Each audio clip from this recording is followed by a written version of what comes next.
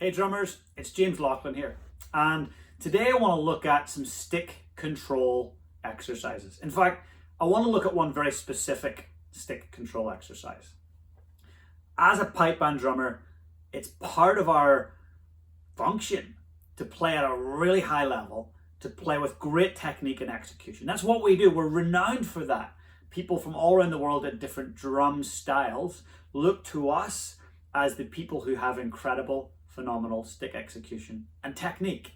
So this one exercise is the one exercise that if you don't want to work on anything else, you don't have the time, this is the one you don't want to skip. You want to work on this exercise. It develops great finger control and it develops great wrist control. And we got to use both of those things if we want stick control at the best level. Doesn't matter what grade level you play at, whether you're at grade 4 or beginner or novice, or you're playing at the top levels of grade 2 and grade 1, the best consistent players in each of those grades has an amazing sense of stick control and really well refined execution. And it's about consistency, right? So we're going to look at this simple exercise. You'll probably have played a double before, but I'm going to ask you to slightly develop that double. All right, so we're going to look at a double with an accent and how we can control that consistently. Okay, so let's take a look at that. Right, we're going to do it nice and slow. And guys, the detail here is important. It's not about just being able to play it. It's about how you play it. So if you're up for it, maybe set yourself a 10-day challenge, a drumming challenge. For the next 10 days, you're going to do this exercise 5 minutes a day. If you're really intensive and focused, make it 15 minutes a day for the next 10 days. So let's try this, guys. So the key thing is small note to start on the right, followed by a smooth little click, little accent. On the left. The most important thing is the small, soft note before the accent. The smaller you get it, the better. So we don't want that at all. Really small for the first note.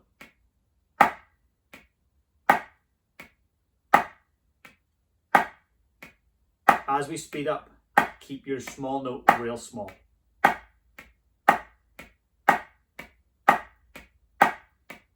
Take a look at your stick height as you do that. Is the small note super tiny or not?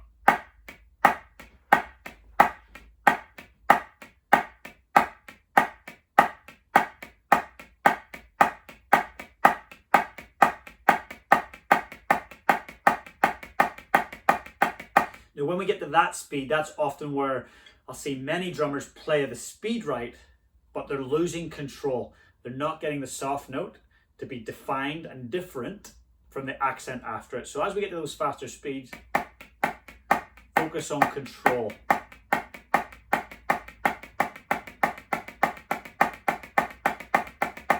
Can you see there's not a lot of movement? There's not a lot of forearm stuff happening. There's certainly no shoulder stuff happening. It's all refined finger and wrist technique. Which one do you find more challenging, on the right or on the left? Just leave a comment below and let me know which one you find more challenging. I would definitely be interested to know. So let's try that, but we'll turn it into a little phrase. So we're going to go. So we went right, right, left, left, paradiddle.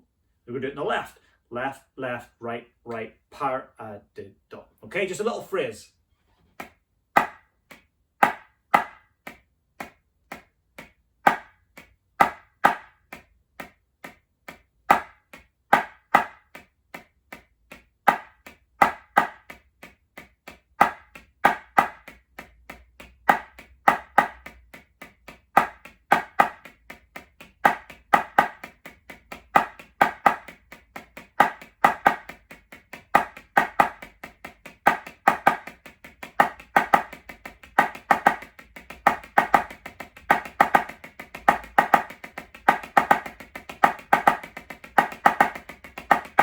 As you're doing that, just tap your foot.